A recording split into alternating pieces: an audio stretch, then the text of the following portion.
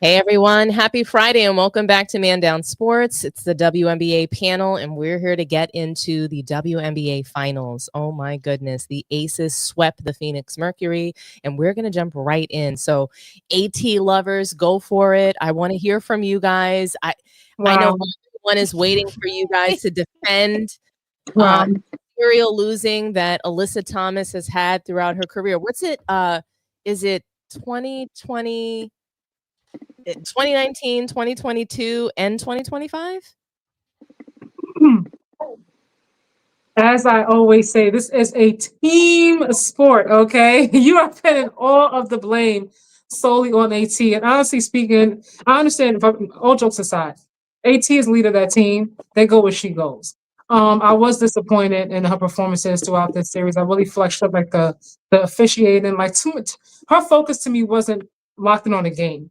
I'm like, stop worrying about the officiating. Stop worrying about what happens over here, the crowd and everything else. Play your brand of basketball, like it was that was disappointing for me, but also I got some of it on the coach.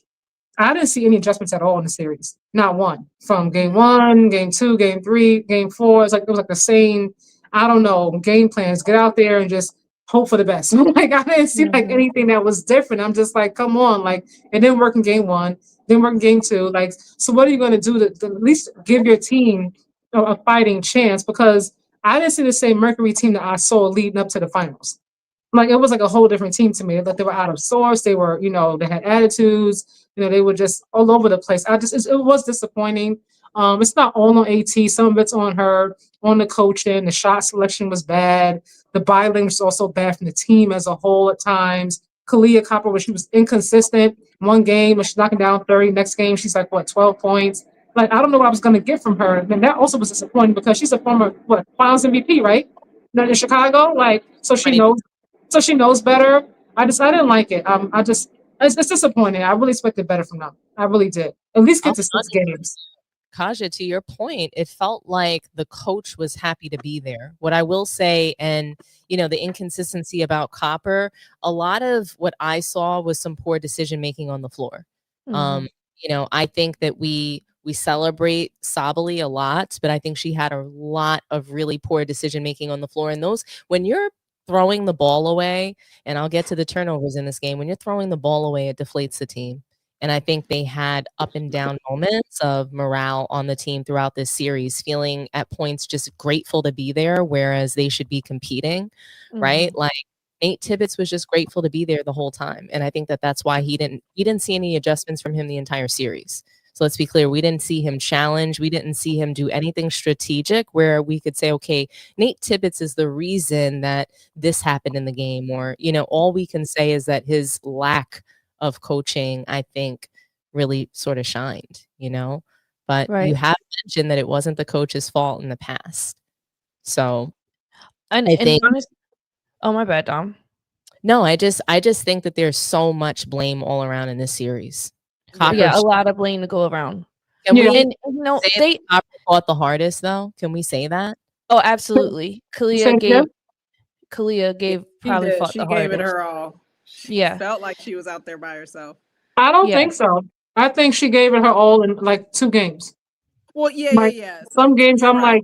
like, can somebody put out the APB? Like, is she there? I was like looking for her on the bench. I'm like, is she No, you're playing? Did she right. get hurt? Is she in the locker room? Like, where you No, at? for sure. It was definitely two of them.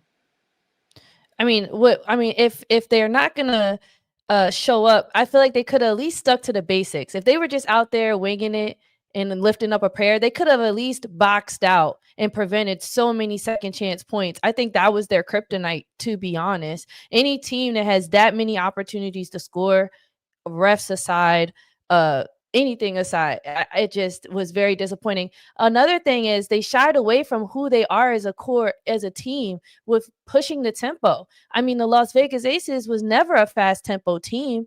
And so, but yeah, basketball is a game of runs, and the Las Vegas Aces managed to sustain advantage over the tempo. They controlled it from beginning to end.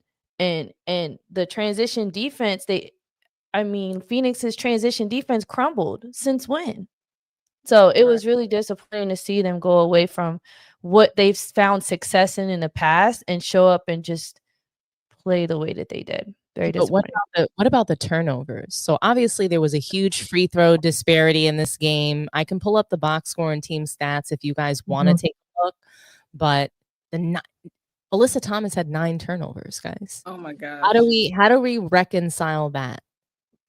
Yeah, I think last time I looked at it, they had 12 as a team, and then I quit keeping track. So what did they end up with? I believe they had 18 total. I was about to say it had to be at least 17 because they had 12 in the second quarter. I will share it with you right now. One moment. I mean, as far as AT's turnovers, a lot of them were they were silly. But she made, like, what pissed me off about AT tonight and what's pissed me off this entire series was she would be right at the basket and then she would pass it up. And a part of me started thinking, like, someone had accused her of stat padding earlier in the season or maybe middle of the season or around the conversation when I was glorifying her triple doubles. And I didn't see it. But during the finals, I saw it a lot. And I was like, oh, whoa. I had rose-colored glasses on. I will admit that. It was a lot of times she passed up an easy bucket. And I was very disappointed. Like, disappointed is, like, I guess my word of the night.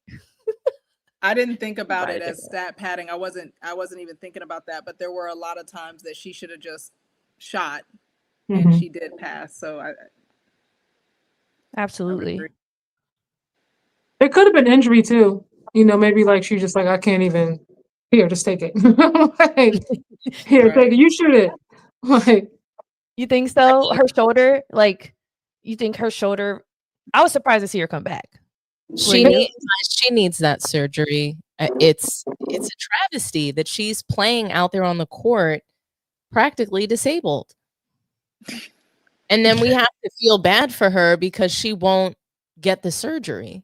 So that's. I don't feel bad for her. I don't feel bad for her. I don't feel bad, but we have to hear it. So we have to hear it from the commentators and the narratives. Oh, you know, she's playing with one arm on the court. I don't really want to hear that. She didn't have to play that way. She's gotten this surgery and, you know, she'd be able to extend her arm and her shoulder.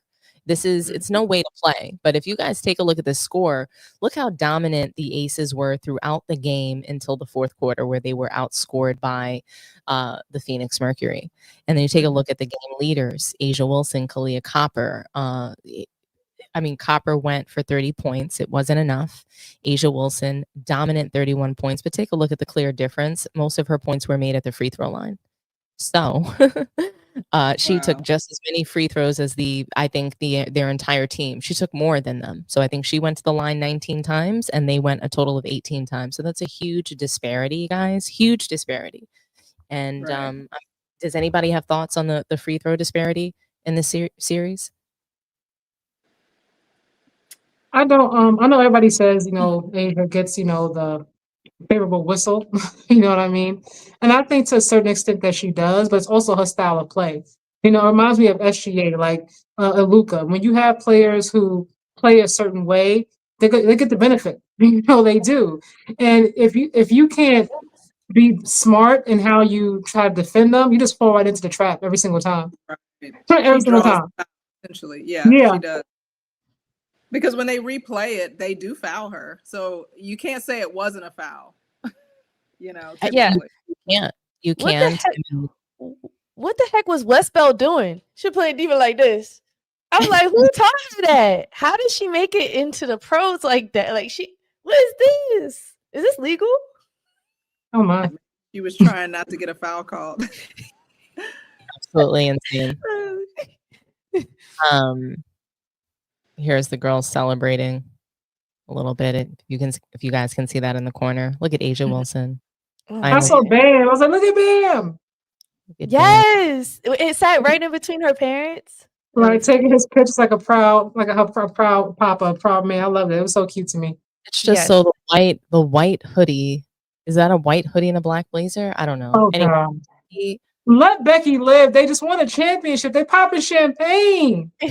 Just like the it was a topic on my live. Someone else brought it up. She did her hair so beautifully throughout the series, and then all of a sudden we see a nasty bun. What is she? She's locked in, ready to go. That was her locked in look. She could have done her hair for tonight. Never cry. I'm focused on making sure we close this game out. Look. Look at that. Look at that bun. Why does I she love have it. what? It's like that's like an 80s, 90s. They're in the desert. But She was nobody probably hot. Nobody except Diana Taurasi wears a fan bun. That's got to go. And the hoodie and the blazer. It's over, Becky. Stop. Look, she's got her whole team wear. It's just, Yep. Anyway. I love a good uniform team. One band, one sound.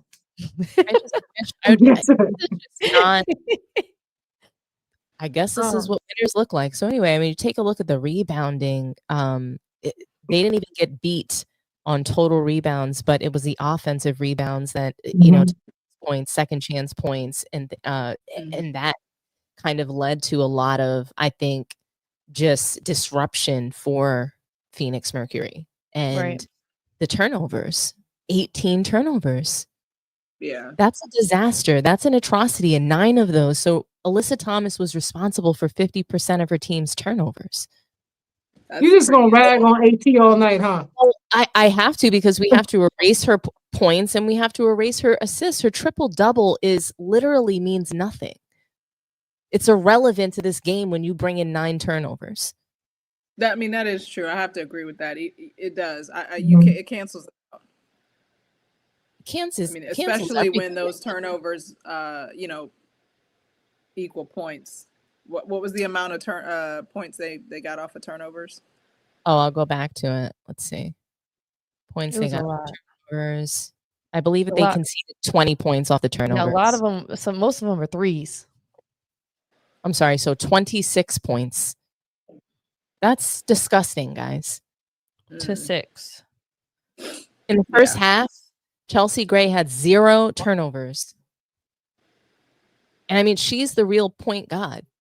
I don't know how in the NBA we call serial losers like Chris Paul someone who's never won a title, but Chelsea Gray is out here with 3 titles now in the finals, just coming up clutch. These women are balling. These women are balling, and we have, people in other, on the other side of the sport just being celebrated for no reason. But anyhow, well, I will say a lot of the reason I think the Las Vegas Aces didn't have that many turnovers, aside from Phoenix's lack of movement and energy on defense, I do believe that most of the time the ball is in Asia's hands, right?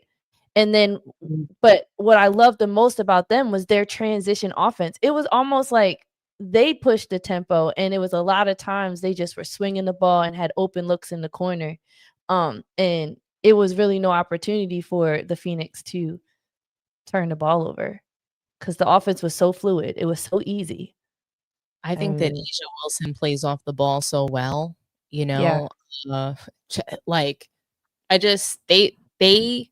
spanked the Mercury in this series. They had a dominant run. I mean, their fourth quarters they collapsed almost every single game in the fourth quarter and allowed for a really large run from Phoenix. Why do you guys think that was?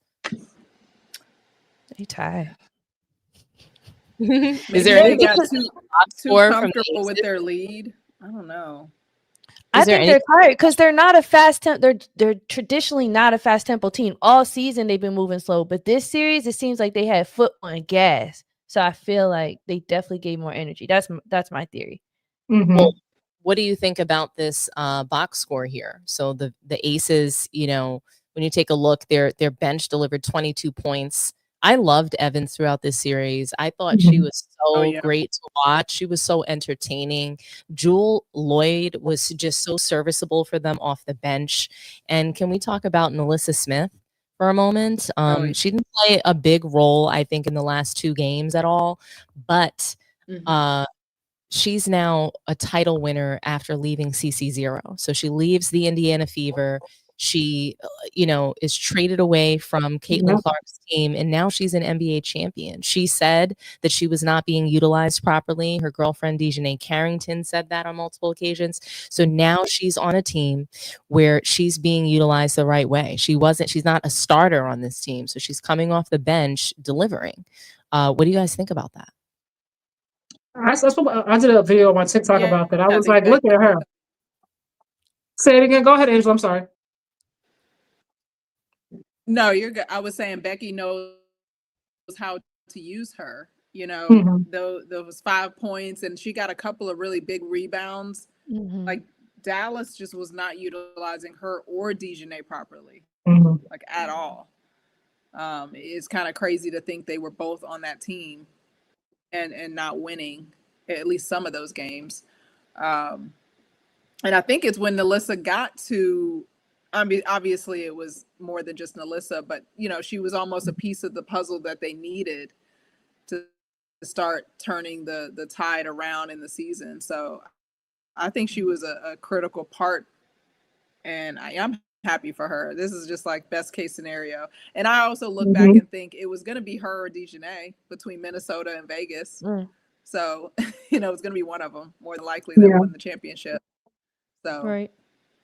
I think that's I pretty love it. cool that they both started at, you know, arguably the worst team in the league. I mean, what do you think about their starters and how they delivered? You had, you know, 3 of their 5 starters in double digits. Asia Wilson goes for 31 points in a closeout game. Chelsea Gray, 18 points. Jackie Young, another 18 points. She just delivered. I mean, the guards with their speed and their size, I felt that they were really hard. These matchups were really hard. And when you have multiple guards that play like traditional guards, I mean, I couldn't see a path for Phoenix to win without a real point guard. And I guess I just want to ask you guys, do you feel that the finals MVP was well deserved for Asia Wilson? To me, I was saying you could make a great case for Jackie. I said that a few games ago. For me, throughout the whole playoffs, I think she's been the most consistent. Asia did struggle a little bit, you know, with Right. Aaliyah Boston guarding her in that Fever series. You know, she still scored, but it wasn't her most efficient games. You know, so it's more difficult for her. But for me, Jackie Young has been the most consistent. She was my vote if I had one. So my only pushback to that is that you mentioned the Fever series. And so finals MVP, it just takes a look at this series, right? And so like over the course of these 4 games, if we just take a look at this 4 snapshot of games, Mhm. and I'm not saying that her stats justify it, but what you saw on the court, you know, mixed with what she was able to deliver in production, like, so you still believe that it was Jackie Young? I think you can make a good case for her. I mean, for me, I look at everything. I know like finals MVP is only specifically like for the actual finals run. Mhm. You know, but even like in the finals, I know like Jackie was they I mean they what how many games they combined for like 30 points each? Like they combined for 60, like 30 and 30. They're like neck and neck to me. I don't think they would I have think she got 28 Yeah. points and Jackie went off for I 32. think And it I was think just the first game that Jackie didn't do so great, Mhm. but then the other 3 because she she didn't did. have her legs. She didn't have her legs. So then in game 2, they exploded. And then for me, what sealed the finals MVP for Asia Wilson The is last game, that game winner. the game-winning shot. So, Yeah, you know, Yeah. it's just Sure. iconic. It's very iconic, and I think yeah.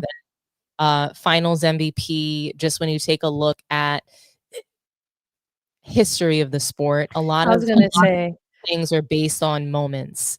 So a Yeah, lot of I get things are that. it's the game-changing moments that really, Mhm.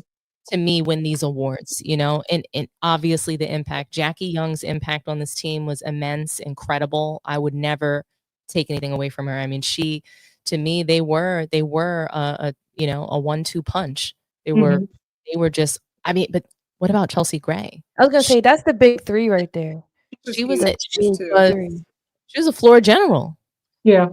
The leadership. Every time they were in a huddle, it seems like she was the leader of the huddle, telling everybody like what's going on, you know. And She's she a floor obviously general. has that respect. She was Yeah. drawing up plays. She had her own clipboard in what was it, game 1 Yeah, or was it game 2? So, you maybe know, 2.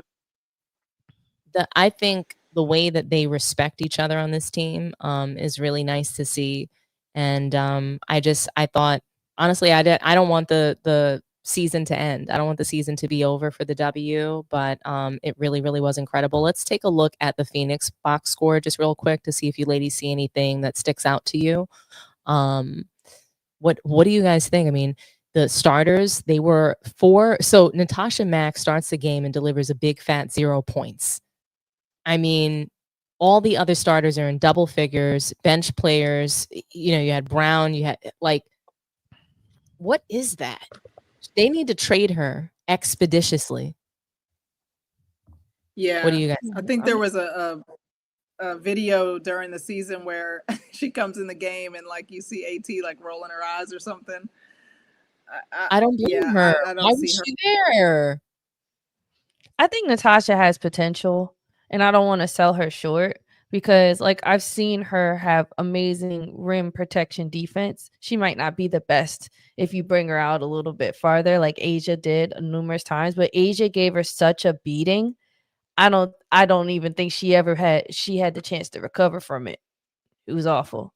I'm pretty sure they watched film back and was like, yeah, she's not gonna touch the court especially if Asia's out there. Because if she's who else would Natasha cover if it like what would her purpose serve? She obviously got cooked by Asia. She doesn't belong in the Right. W, in my opinion. I think she belongs not in this league. She looked like a fish out of water. She was not ready for this, for this series, for these playoff moments at all. She just needed to be packed up, sat on the bench. Kirsten Bell, but I cannot stand her from the Aces. Her and Natasha Mack to me were the same player. I'm like, why are they on the floor? Yeah. I think we need to hold Yeah, Sammy Whitcomb more accountable and focus on that because Sammy really let us down. I didn't see a good game from her since the Minnesota Lynx He series, did. and this team really needed her. Absolutely. And she was nowhere to be found. Even Yeah, on they did. defense, she was getting cooked by Chelsea, I don't think Jewel, she was herself. Jackie.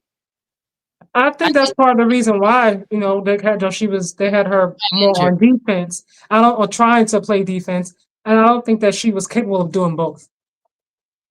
Like they Well, didn't like she was it was to me like she wasn't able to try to guard Chelsea and try to guard Jackie because Jackie was giving everybody that work. It didn't matter who you were. Let's be very, very clear. Like everybody was getting the work. But Sammy she was out of she was like out of her comfort zone. I was like, she can't have that assignment. It's not working for her. Sammy, I noticed I think it was game 2 or maybe it was game 1. I felt like she got injured. And I didn't see her, she wasn't getting the ball much. So it was like she was not even there. I don't even really before that.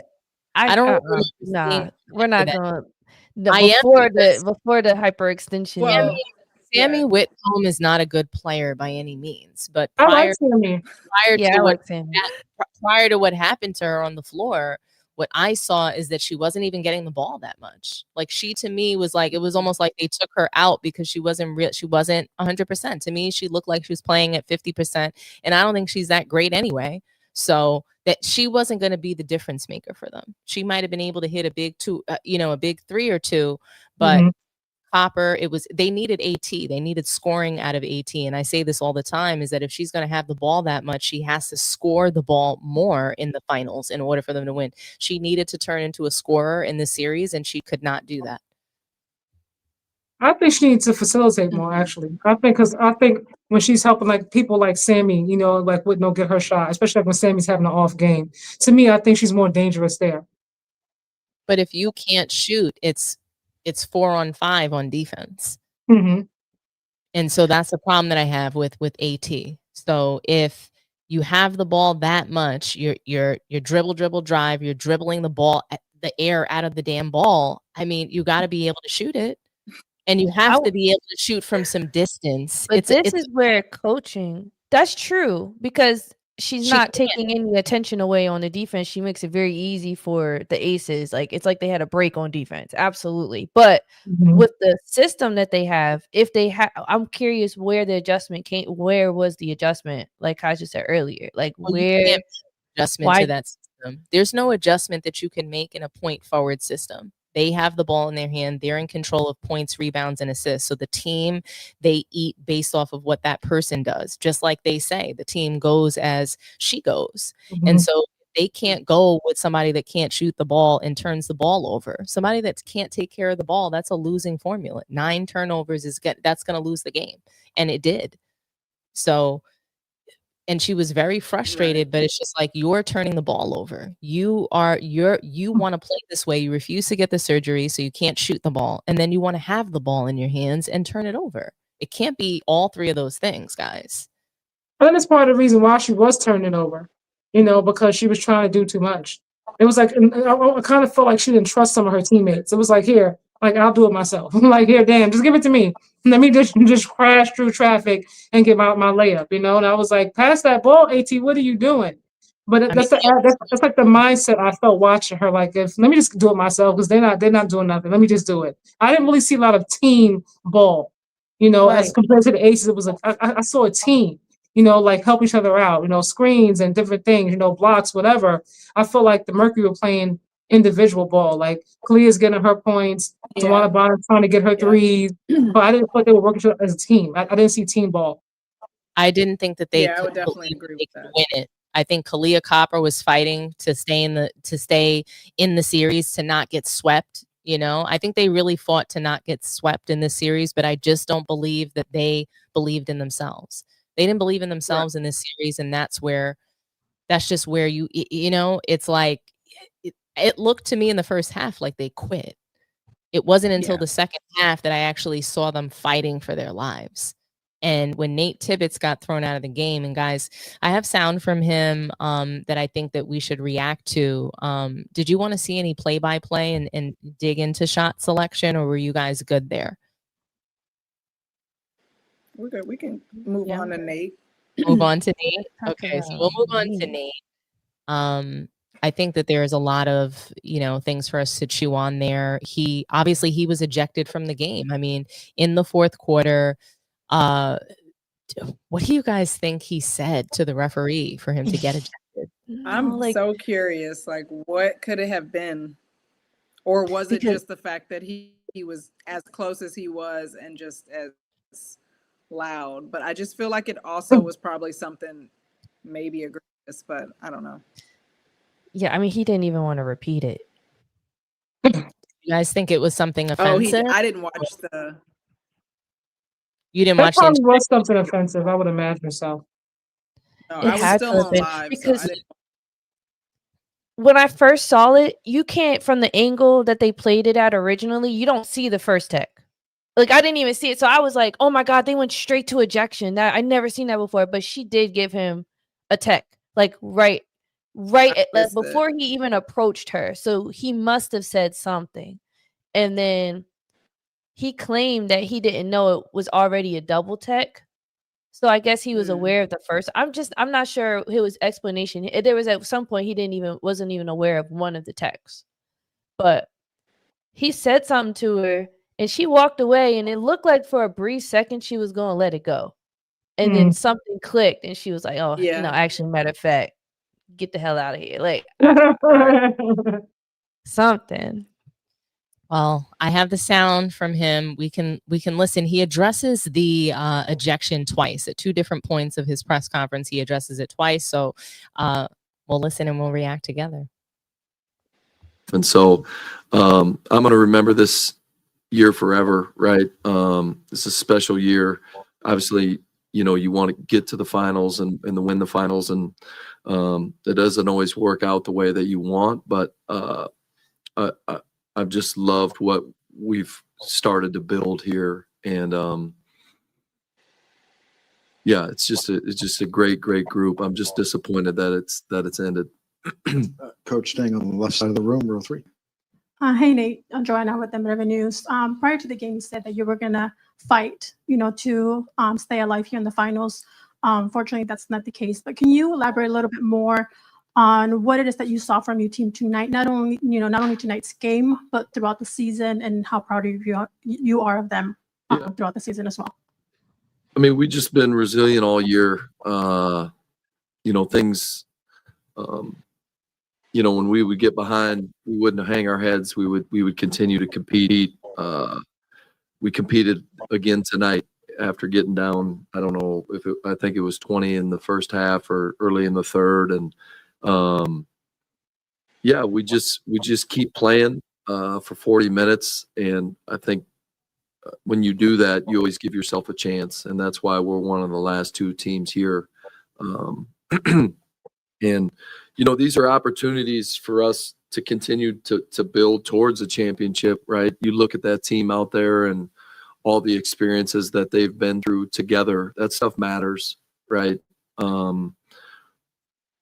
We had great playoff series in the first 2 rounds, but this is another level, and they've been there, and that's something that we're building towards. Coach, to your right in the front row. Hey, Kendra Andrews, ESPN. I have 2 questions for you. The first is, did the refs give any explanation to you on your ejection and double technical? Yeah, I mean, to me, it's embarrassing. I feel bad that I was tossed. I mean, I've been around this game a long time. I mean, I think it's one of the weakest double technicals ever. I didn't even know that I got the second one, to be completely honest. I don't understand it. I feel bad for our team, our fans, my family. Like, it wasn't needed, in my opinion. Now, I'd love to hear their call, but yeah, it was weak. I mean, we're playing for our playoff lives. I mean, most coaches, when they get tossed, like, you're doing it on purpose, right? And that was not my intention at all. But there's been issues with the officiating all year. And to me, I don't know. I'll have to look at it. I feel like I didn't deserve that, but yeah, I thought it was bullshit. I know Kalia said on to Hollywood during the broadcast that she didn't love the way that this game was officiating up until that point. Did you feel that way as well? Yeah, I mean, listen, Asia's a great player.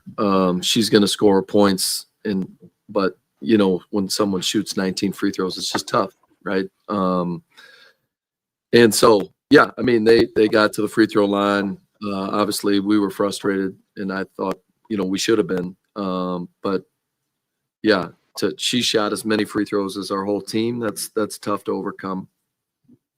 Coach, left side, row 3. And just following up there, I mean, did you say anything to Gina, or did Gina say anything to you as an explanation? I did not get an explanation. I mean, to be honest, what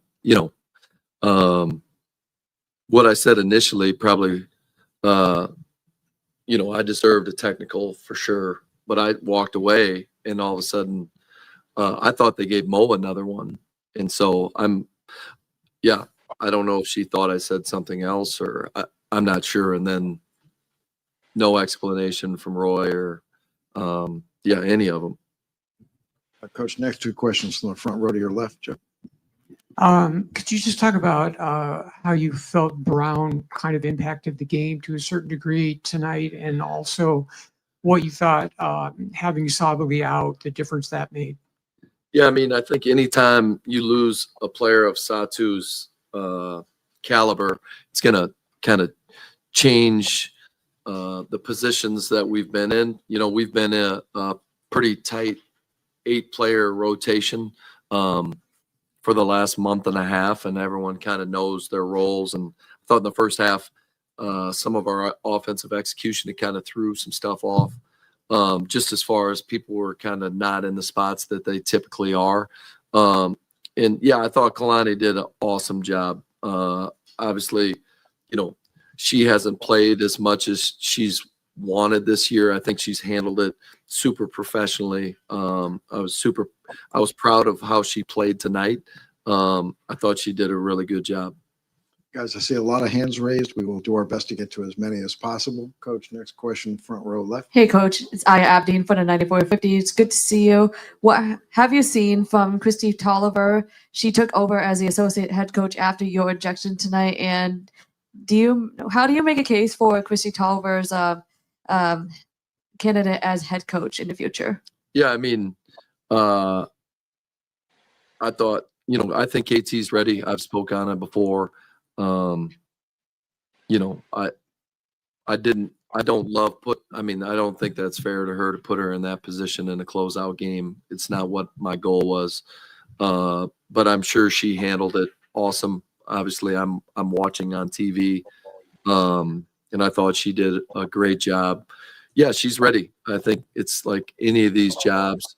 The interview is one thing, but day to day, the approach that tells a whole different story. And I think she's deserving. I think she's ready. And now, an organization has to give her a shot. Coach, to your right in the third row. Coach Greg Moore, Arizona Republic. It's tough loss. I'm sorry for going back to these technicals. I can't recall a game where it was ever 4-0, right? Yeah. And I mean, like Natasha Mack was on the court for 1:52. She picked up 2 fouls. You put in Kalani in the first quarter. She was on the court for maybe 4 minutes, picked up 2 fouls. What did you say to the ref other than that? Like, what did you say to the ref to make him kick you out? I can't remember what I said, and I probably don't need to repeat it. But yeah, I mean, it's just the inconsistencies night to night. Yeah, I mean, in a closeout game for them to shoot 35 free throws, it's not ideal. I thought early in the playoffs, they'd let teams play a little bit more, but tonight that was not the case. And now that that's out of the way, what can you say about Alyssa Thomas out there playing with one arm? Maybe the craziest thing I've seen. Yeah, I mean, I haven't got to speak to her about what happened with her shoulder. Obviously, she's had shoulder issues. From what I understand, they got a couple scans or X-rays and everything came back okay. But yeah, I mean, she's one of the toughest players I've ever been around, if not the toughest. Her competitive spirit and will to win. Listen, I wanted to win for our organization, our city, but more than that, I wanted to win for AT because I know how much she wears it on her sleeve and how much she wants to win at the highest level. She has not won a championship yet. That's her ultimate goal. That's her drive. And, I feel for her because she takes so much pride in it, right? There's some people that play the game because they're good at it. Some play because they like it. And she loves it. She loves it. And, I respect the hell out of her for that. Coach in the second row to your right. Hey, Coach, have you talked about another one of your players? I know you've caught for a couple of years now. How have you seen her grow, and how much do you think this is going to fuel her? I think we've heard enough of Nate and his ejection. I mean, if you guys continue to listen on, he kind of lies about not remembering what he said to the ref. I mean, what do you guys think about his explanation for himself? Well, one thing that came to mind out of all of that, it was a lot, but the main thing he had said that stood out to me was he said typically when coaches do that, they know they're going to get ejected or something like that.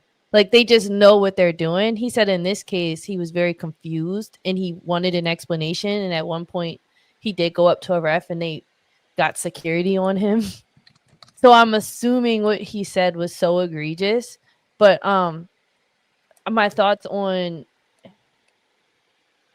him getting ejected or just the whole line. I mean, the reporters tried to get him amped up to maybe reveal what he said, but he kept it cute.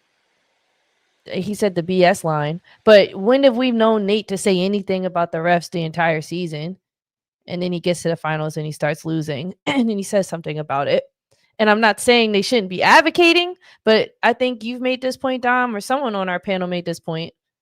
So don't give me credit for it. It was a great point that I want to see someone who's winning say the refs aren't good because we only see the ones who are losing say it. So it doesn't hold as much weight as it could. Yeah, I think. Ooh, there's an echo. Let's try to find the echo. Angela, is it you? Let's see. Are we still echoing? We are. Let's see. I don't hear it, by the way. You don't hear it? Mm-mm. Okay. So we're all set now. I just thought what was interesting to me about Nate was that he sat there and, he's been winning with brute force pretty much throughout the entire playoffs. And so now the officiating there's issue with the officiating. And it's every time someone gets knocked out, this is what we have to hear. And for me, everybody is faced with having to play uphill. Everybody's faced with it. I mean, we've seen Dawn Staley be faced with that, playing against Caitlin Clark in the national title game. And what did they do? They blew them out. Because when you're the better team, you know that you've got to beat a team by at least, you have to have the game in hand in order to beat a team that you know they are being favored. Caitlin Clark was being favored in that title game. Dawn, they came out in the second half, adjustments. They put Raven Johnson on her. It was over. She put the clamps. Caitlin could not score. Held her to 7 points for the entire second half. So where was, Phoenix, to everybody's point, didn't make any adjustments. I mean, and you're making excuses. For me, I just would have liked to hear a little bit more accountability of what Nate could have done different in his coaching or what the team could have done differently. Because fighting, hustling, not supposed to be there, that's a loser narrative and a loser mindset. You were there, so you were supposed to be there, and everything that happened was exactly what was supposed to happen. And two teams that weren't slated to make the finals did make the finals. And I don't want to hear these excuses. It just felt very excuse-driven by Nate Tibbetts. I didn't get a lot of excuses. Listening to him, honestly speaking, and I didn't see where he lied. Like, I was trying to listen to it. I mean, he said twice, like, I don't remember. Probably something I should not have said, obviously, because he got ejected. So whatever I did say, obviously, like, I didn't hear him lie. So I believe he's lying because the Yeah. first time he said, I said something that I shouldn't have said. And then the second time he said, I don't remember probably something I shouldn't have said. So I believe he knows what he said and he kept it super cute, because when you see him, when he's standing in front of the ref, it almost looks like his body is flexing on her. He's standing, you know what I'm saying? Like, it was his fist clenched a little bit. Not at her like this, but down. No, yeah, it's down and his body is flexed. So I think the behavior might have been like a large part of why he got ejected, just, as a man, but yeah. But overall, like I said, I mean, it's not really much to say, like you guys came, you didn't conquer, you didn't compete really. I didn't agree with what he said, like, we fought the entire time. I was like, no, I didn't get a fighting team the entire time. that I didn't get. But I mean, what you're gonna go up there and say, yeah, our team didn't fight at all, because you still go back in that locker room, so like I said, if you sit there, you answer your questions, the same questions over and over and over again. But they were more focused on what he said to the ref that got him ejected. They didn't really care about the adjustments or lack thereof. It was like, okay, can you tell us what you said? I know you answered it already, but can we go back to what you said to the ref? It's like, okay, they're gonna start on that. They're gonna harp on that whole thing. So, but it's over. Thank God. Because I was like, this is like not even a point. It's no point even watching this, really. If you're gonna put this on NFL Sunday, like, what are we watching for, really? Right. So obviously, Asia Wilson, she's done something that nobody's done in WNBA history. So she is the MVP for the season. She's the Defensive Player of the Year. She's also the Finals MVP. I mean, what do you guys think about that kind of history being made in a season where no one has been able to do that? I mean, it's incredible. They were talking the who was it? Shanae and them were talking about, is she at this point, better than Maya, the greatest? And they kind of all, it's hard to say that, because we know, those of us who have been watching long enough, we know how great Maya was, but they basically came to the conclusion that, yes, as a player, yes, as a winner, Maya still has her currently, right?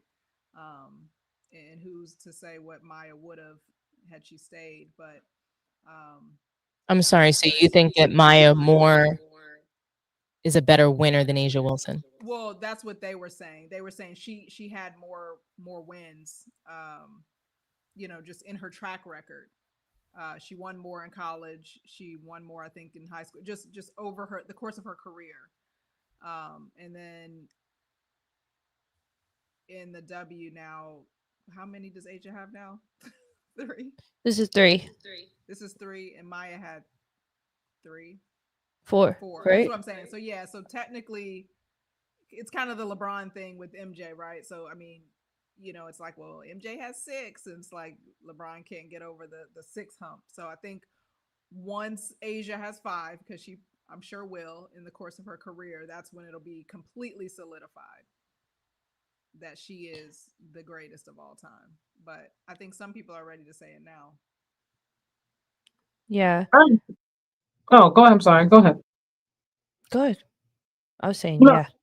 Oh, I just was like, yeah, but you're gonna say something else. Okay, continue on.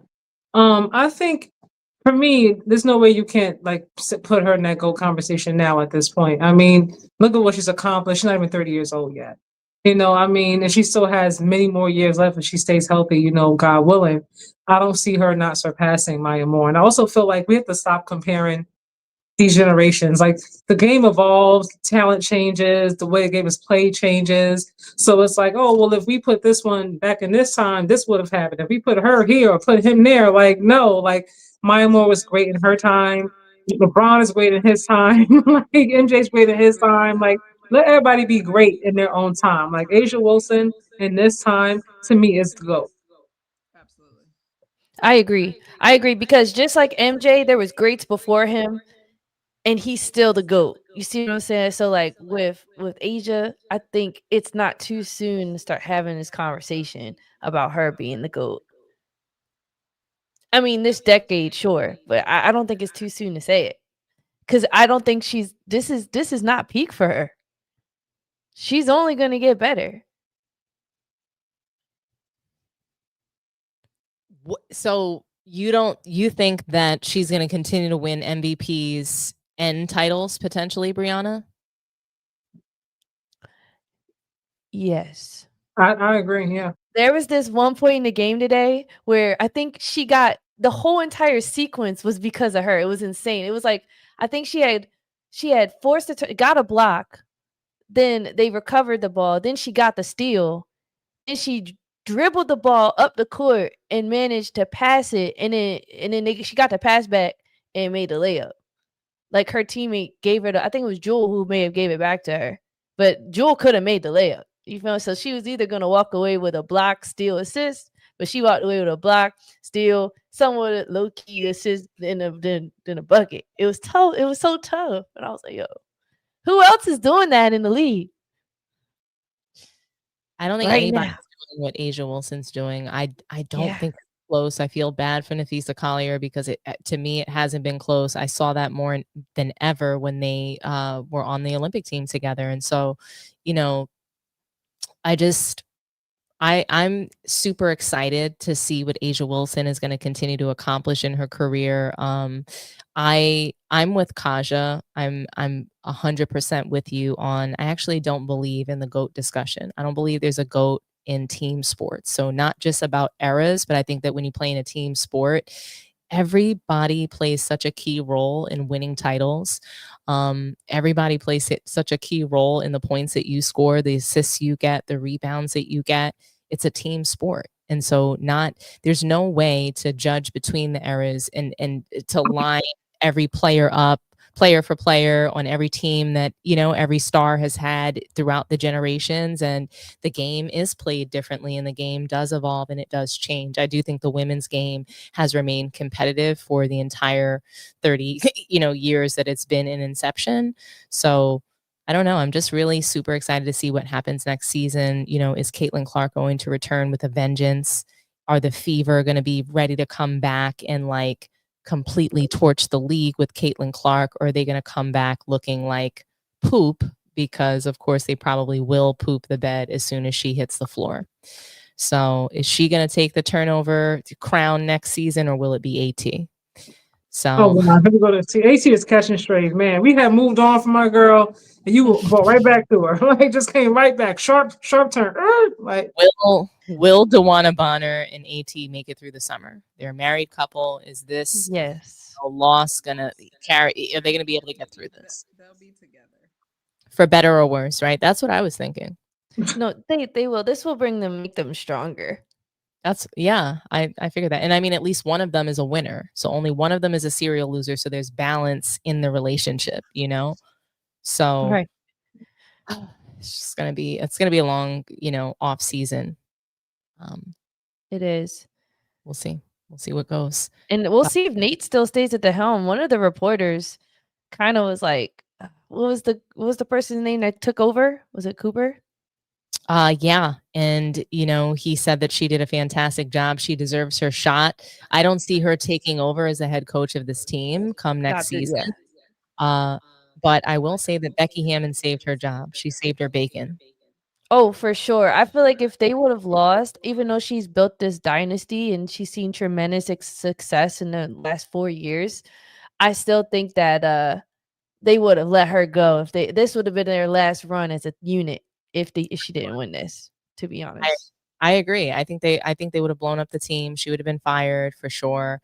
And Yeah. I mean, she has had interview over interview saying, "Hey, you got to win to keep your job in this league." So she's talked about other firings, and it's like, "Hey, when you lose, your job is on the line. You're on the chopping block, and that's just how it is." She's like, "You got to win, or you're gonna get fired." Right. She's very plain. So she knows that she understands the assignment. And I'm proud of Becky Hammond. Shout out and salute to the Las Vegas Aces 2025 WNBA champions. What are your guys' closing thoughts? What do you want to close on tonight? For me, it was just nice to see the game grow even more so than it did from last season. When Caitlin Angel came in, now Paige came in, and her Sonia Citron had a great year, and Kiki, I was a fan of hers from college. Seeing her come over and do what she did, I think the league is really trending in the right direction with the talent that's coming out of college and what's happening. I just really want to see better leadership. So it's not just all lost, because it really should be moving upward, like with the marketing, with the money that they make, all these different things. But I think Unrival's gonna be pretty good because a lot of them are going to Unrival. So I'm excited to see how that levels up from season 1 to season 2. And I'm Yeah. excited to see what Angel does next season too. I want to know where Angel's gonna go. I don't think she's gonna be in Chicago anymore. I hope she won't be in Chicago. I hope she goes to an LA, a big, large market that can handle her superstardom. I'd love to see her with the Liberty. That'd be fantastic. I must say, I don't think her and Rakia can play together. I don't see them playing on the same team together. I think they can. I think her and Rakia could play together. I think Angel Reese could make it work with whomever her teammates are, even if it were Caitlin Clark. So I'm looking forward to it too. Yeah. What about you, Bree, Angela? Yeah, I think it was great to see. I don't think anyone saw the Aces coming. I mean, I really like halfway through the season was just thinking, okay, well, it's just not their year. I just waved them off, and no hard feelings to them. But I was like, it's just not their season. Knowing full well that it's not how you start, it's how you end. But it's just good to see. Also all the different trades, even though it's so frustrating because that doesn't happen in the men's side where you have people flip-flopping teams all throughout the season. But it worked out in Alyssa's favor. And I just think it's good, like she said, with the growth. Watching Sonia, I got to see all of the players with being a dream ticket holder, so that was awesome. Got to meet pretty much all of them this year. Seeing Paige both in Atlanta and also in San Francisco randomly because they played when I flew out there. It's just awesome seeing the continuation of the Angel and Caitlin crowd staying for this season too. And I made a post on TikTok and I said, I think I said, if Caitlin brought you to the league, like who's your person that you've now like fallen in love with, or like who have you? And people were just putting in the comments all kinds of people, and it was just nice to see, that they've continued to spread. They're like, I actually really love, and they'd like name someone on Connecticut's team, so that's always good too, because as we continue to get more and more visibility and new fans, we want them to see that the league has been it. You just weren't watching it. We've known this the whole time. So it's good to have people join us and see, and then that excitement be a vessel for them to be able to get paid more.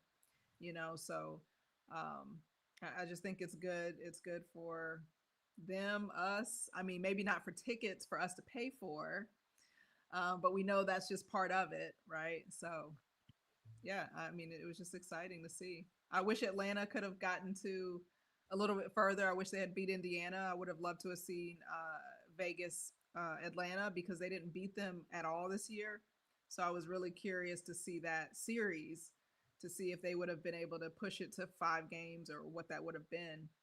But I was definitely worried about it either way. I was like, I don't think Asia is. There's not this train is not stopping. But yeah, it was definitely, it felt really long, but then it also felt like a really quick season, surprisingly. Like, so It did. It felt you like it know, just went by in a flash. yeah.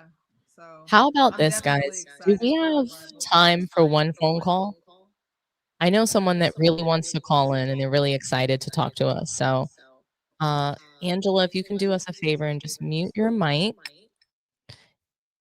Yeah, before the phone call though, I do want to give my wrap up because I do want to just say because this season really was a roller coaster. And it was so fun because we seen teams who start off really slow and then they finish strong, and then we seen teams start off really strong and then fall off like the greatest fall off ever. And then we see teams who are just like super consistent. There were a lot of surprises, and despite the controversy and despite a lot of big stars out at one time, Caitlin, Angel, Stewie, Nafisa, um, I think there was Ryan Howard at one point. Like all of these players were out at once, and you would have thought, "Oh my gosh, the viewership! You know what's going to happen? People, are they going to still care? Are they going to still tune in?" And the women who kept playing throughout the season delivered and showed up, and like just reminded people like everybody. It took everybody this season to make the game so great and fun to watch, and it was despite the stars, despite the controversy. Like it's great basketball that was delivered, and I do hope that they continue to negotiate in good faith. I'm being sarcastic, but I do hope that they eventually reach this agreement and there won't be a lockout. Like I'm hoping for the best, for the sake of the game and the history that was made. We witnessed a lot of history made this year, y'all. A lot. Like people are gonna look back on this year, and we got to witness it live. And I think that's the coolest thing ever. So I love it. I love it. I mean, we did see a lot of greatness on display, and we saw women make history this season, and I don't know, I love to see it. I really do. And there's just so many great moments. So, if we do have time for just one phone call, we have a caller. let's get it.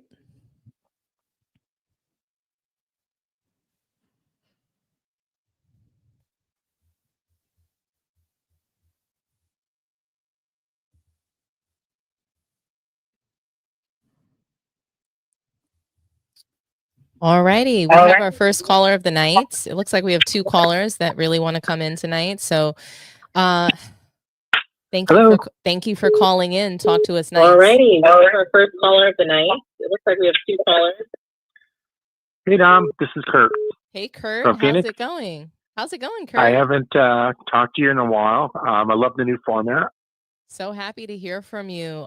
So I have one of 2 questions that I'd love for you to answer. The first question Sure. is Alyssa Thomas a serial loser? And number 2, is Asia Wilson, was she the clear-cut winner of the MVP?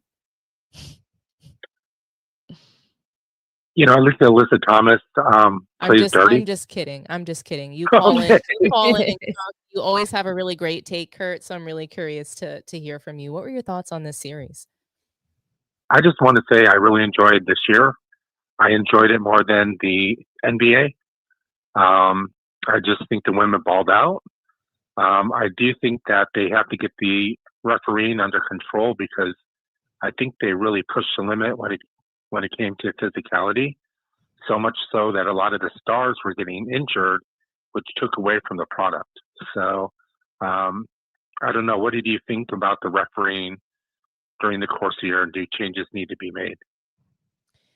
I think that the refereeing is just not caught up to the talent in the league. So to your point, the refereeing needs to catch up, but so does the coaching and so does the commissioner. The executive leadership of the league is just not, they are so far apart from the talent in the league. They're the best players. WNBA has the best fans. When I go to the Chase Center to see them play the Valkyries, I mean, just the way that the fans show up, they're so respectful, they're so wonderful. I mean, WNBA fans are amazing to just be with and to build community around sports, and the players are so wonderful. They are so accessible. I mean, they will talk to you after games. I mean, and it doesn't matter who you are. They are just, they are grateful to be playing the sport that they love. They're grateful that they get to, do a job that is just so fun for them. And I love watching the women play. I couldn't agree with you more. It's been a sensational season in comparison to the NBA. Do you ladies have anything for Kurt? We appreciate you tuning in, Kurt. Thank you so much, Kurt. Great call. All right. Thank you so much. You have a good night, okay? It looks like we have one more caller, guys, that want to speak to us. So here we go. This is the last call of the evening. Thank you so much for calling in. Talk to us nice. Hey, what's up, twin? How are you? Oh, we have T-Bert the twin. Okay, what do you want to say about this series? I feel like All right. you have, oh my gosh. Talk to us nice. All right, I got you. First of all, I want to say what's up to all the ladies on the board. Hello, y'all. I never got a chance to meet or speak to y'all, but it's so Hey. good, y'all, for y'all up there talking about female sports, because the WNBA is by far the absolute best. They are way better than the NBA. But I'm just going to cook on this one topic real quick because I know y'all got to go, so I'll make it quick. So, the GOAT conversation. Oh my God, I hate it so much. Maya Moore, she's absolutely a legend in the game. Is she the GOAT? No, because her body of work was limited. And also, you got to remember, Maya Moore does have 4 chips, but 3 of her teammates got the finals MVP. Maya got 1 final MVP. Not taking that away from her greatness, but let's put it in proper perspective. Now, I think you ladies, young ladies, are a little younger than me. I actually had the luxury of being born in a great time where I actually seen every player in the WNBA since its inception. And by far, Maya Moore is great. She's not on Asia's level. And in my opinion, the GOAT, and if y'all ladies don't know, go back and watch, is Cynthia Cooper. Coop got 4 straight championships with 4 finals MVPs. Let's put it in perspective. And Cynthia came into the league. She was 34 years old. She was old and killing everybody. They called Cynthia Cooper and she was 34, past her prime. They call her the female Jordan. So when we talk about GOAT, let's put some respect out there. Maya's really, really great. Asia's better. But Cynthia, I don't know where Maya Moore name even came from, y'all. Please. I love Maya Moore, but her body work is too small. And she got 1 MVP, and her teammates got 3 of the finals MVP. So let's put it in proper perspective. Another That's all I reason, got. so T-Bert, I'm with you that Maya Moore is not the GOAT. The reason for me, if somebody's got to put a gun to my head and make me choose who the GOAT is going to be, I'm going to roll with Cynthia Cooper. She's my GOAT. Absolutely. And it's the dominance. So when you take a look at Maya Moore, Asia Wilson, Asia Wilson has a repeat. She does. And so that's what I think puts her over Maya Moore for me, is that Maya Moore's title wins have 0 dominance in them. They could not repeat the links for a variety of reasons. And I mean, the WNBA, it's so hard to repeat. So, to me, I if I have to rank all time, I'm going to go, and they're all so great, but I'm going to go Cynthia, then probably an Asia Wilson, and then perhaps Candace Parker. For me, Maya Moore's top 5, but I've got Cheryl Swoops in there. I've got Cynthia Cooper in there, but I think the GOAT discussion is disrespectful, especially when you have not finished your career. Absolutely, Dom, and I'm with you, right? That's why me and you twins. I got Cynthia Cooper 1. I got Candace Parker at 2. Um, and just to add on what you said about why Asia is better than Maya. I mean, you know how I feel. The basketball is two sides of the court, not just one. You know what I mean? So defense plays a huge part in my mind. And Asia is way better on defense than Maya Moore was. So I'm just adding on I to what also you think she said. was 'Cause just a better athlete. So, I think that Asia Wilson, I just think she was the better athlete. Candace Parker, out of the 5 people that I just mentioned, she was probably the best athlete of those 5. But Cynthia Cooper, when you take a look at her size, what she was able to do on the court, how she was able to beat Cheryl Swoops at a Finals MVP every time, it's insane. I mean, she was just incredible. What an amazing winner! She absolutely, won with Dom. That's Cheryl why we Miller. twins. She won in college. She won in the pros, and she's just incredible. But I'm gonna let y'all go. I'm gonna say this last thing, and then I'll close out, Dom. Now I got Cynthia as the GOAT in the WNBA, but all time in history, I got Cheryl Miller. You know what I mean? But she ain't playing the W because there was no W. But I'm gonna close out with this. Thank you so much, ladies, for putting in this work with the W, putting that brand out there. It's the best basketball brand ever. And I tell the kids that I coach, if you really truly want to learn the game of basketball and the fundamentals, you watch the females. You want to learn to play like real aggressive defense, watch the females, not the men, because the men don't play ball. But thanks, Dom. Produced a great show. Thank you, Brianna. And Kaja, I'm sorry if I said your name wrong, and Angela, shout out to all you lovely ladies. And y'all 4 gotta keep coming back on. I'm gonna be right here with you. We're gonna promote this W, all right? I love Yes, it. thank Sir. you. Thanks, Coach. All right, Happy Friday. right back at y'all. All See right. ya. Thanks, twin. Take care. Cheryl Miller to me, guys, and Mel actually said this yesterday. He said it very Mhm. beautifully, actually. Asia Wilson just doesn't have any flaws in her game, and I can't argue that. Cynthia Cooper has some flaws in her game. Cheryl Yeah. Swoops. Maya Moore has quite a few flaws in her game, in my opinion. And then when you take a look at Asia Wilson, she can score from anywhere on the floor. She is, I mean, a defensive juggernaut. There really just is no flaw in her game. So, I have no issue with people calling her the GOAT. I just wish we didn't have to have that discussion. I think it's disrespectful to everybody who plays in the sport, and we have so much celebration to do for all these generations and players that have played. So, yeah, I mean, I'm so sad that this season has ended. I just want I to add know. that I wrote a paper on Cynthia Cooper. That's my favorite player when I was in high Wait, school. hold on. So I've been watching since 97 and, watched all those championships and saw it all. So, it is hard when people have just started watching for them to truly understand Cynthia Cooper, Tina Thompson, and those people. And it's even harder when the records are being broken because the game was so different. So different. I mean, best out of 3. Best out of 3 is what it used to be. Right. Well, the very first year it was just the one game, just the one. One game. That's insane. Could you imagine that? Yeah. So I do just want to say that to me, Cheryl Miller is not the GOAT all time for the same reason that perhaps Wilt Chamberlain is not the GOAT all time for the NBA. To me, they are the same. She's the female version of Wilt Chamberlain. To me, she was the biggest, the strongest, the fastest. She is probably the greatest, one of the greatest female athletes that I've ever seen. Cynthia Cooper, she was that girl for me. So, are you guys ready to call it? Oh, I think we actually have a super chat. So we should read that off. Steven Jackson, salute to you for the $4.99 super chat. Dominique and the ladies are bringing the funk with fire. Multiple flames. Thank you so much, Steven Jackson. Salute to you. Really, thank you all for watching and supporting the stream tonight. For those of you who just loaded in, or those of you who came in and have been with us, rocking with us the whole stream, do us a favor.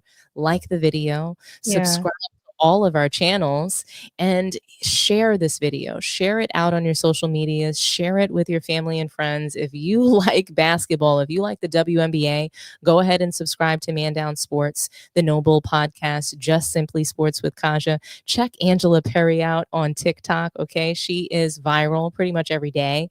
And, Just Simply Sports with Kaja as well, and Sports Tea.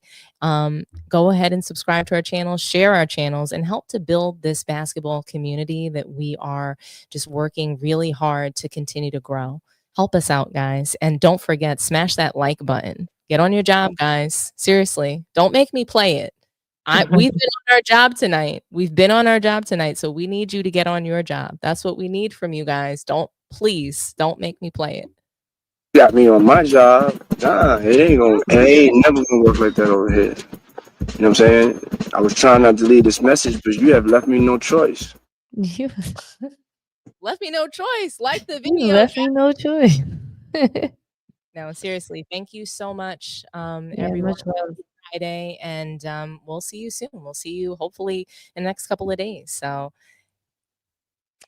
see you guys. Bye-bye. Bye. Take care, y'all.